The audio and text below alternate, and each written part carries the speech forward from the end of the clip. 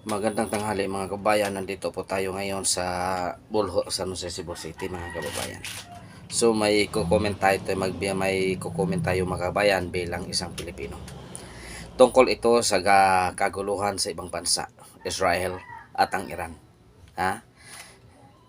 Hiling ko sa inyo mga kababayan, kung ikaw hindi pa ka nakasubscribe sa aking channel, so hiling ko sa iyong mabuting kalooban sa iyong puso na sana i-subscribe mo ako mga kabayan.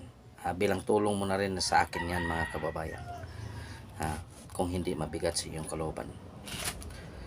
At din i-like at share ang aking video para naman maraming makapanood ito. So magbibigay tayo ng comment mga kabayan tungkol dito sa Israel at itong Iran. Bago. Ang sabi ng ibang bansa mga kababayan, so ang Colombia at ang Turkey hindi na binawi ang kailang suporta sa Israel. Ngayon mga kababayan, ito ang aking opinion, ito ang aking comment. Sino ba ang una tumira ng maraming missile? Ang Iran ba ang Israel? 'Di ba ang Iran? Ngayon, may karapatan naman ang Israel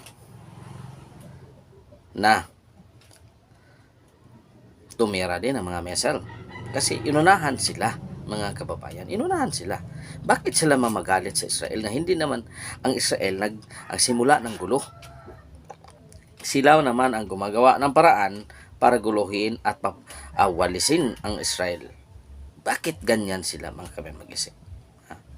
Sasabihin nila, kung wala na kami babawian o suportahan sa Israel. Bakit ang Israel ba ang nanguna ng gulo? Ang Israel ba na gumagawa ng gulo? Tahimik naman ang Israel mga bansa, mga kababayan, di ba? Hindi naman sila gumagawa ng gulo. Hindi naman sila gumagawa ng excess na other mga element na para lang labanan ng Israel. Ang Iran naman, di ba?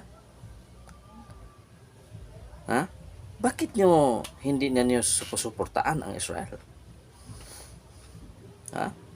Bakit nyo babawiin?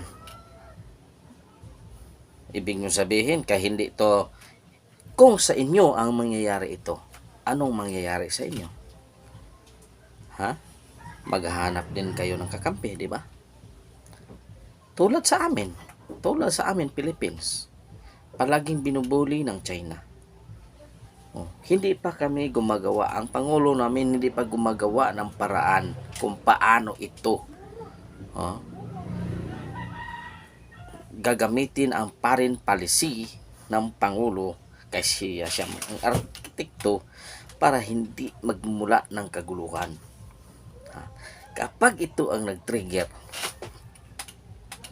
kasi malagang bansa ang China, hindi basta-basta. Ganon din ang Israel. Maliit lang na bansa ang Israel. Ilan ang kumakalaban nilang bansa? Tapos withdraw kayo ng suporta. Hanggat nandyan ang mga tao na yan na lalong tumatraidor, lalong pinapatay ang mga Israelita, hindi mananahimik ang Israel mga kababayan. Bakit?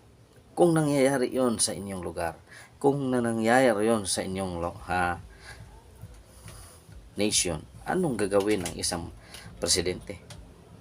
Binumba kayo ng 300 missile? Mabuti na lang ang Israel may air defense. Ay kung wala, paano ang Israel? Lusaw. Paano ang Israel? Malulusaw talaga mga kababayan. 300 missile? Mabuti lang na-intercept sa air defense ng Israel at ang US. Kung hindi, anong sasabihin nyo sa Israel? Tapos magsabihin ninyo, withdraw kayo na suporta. Alam ko kayo ang presidente na yan. Karapatan ninyo yan. Pero kaming mga mamayang Pilipino, mga mamayang tao sa buong mundo, na tumatanaw kung ano talaga ang kaguluhan, ano ang nagsimula ng pangyayari. Kung sino ang nagsimula ng gulo, yun ang unang mananagot. hindi ang Israel. Dumidipinsa lang ang Israel sa kanilang bansa. Tama ba ako mga kababayan? Tama ba? Hindi yung withdraw ka, withdraw ako ng suporta, withdraw. Hindi naman natatakot ng Israel, di ba? Alam at alam nila na maraming bansa na ang magagalit sa kanila. Kaya ganyan sila. So, maraming salamat mga kababayan. Hanggang dito na lang ang aking opinion. So, maraming salamat sa inyong suporta mga kababayan. Hanggang dito na lang. God is good. All the time God is good. Pitching your kanyang tanan. Balang araw makaahon din tayo mga kababayan. Huwag kayong mag-alala. Subscribe nyo lang ako. Like and share ang aking video para magpatuloy ang ating mga comment dito sa ating vlog mga kababayan. Kung anong comment mo, share mo lang sa akin para magbibigay tayo kung anong mga dapat idea na makatulong sa ating bansa. Maraming salamat mga kababayan.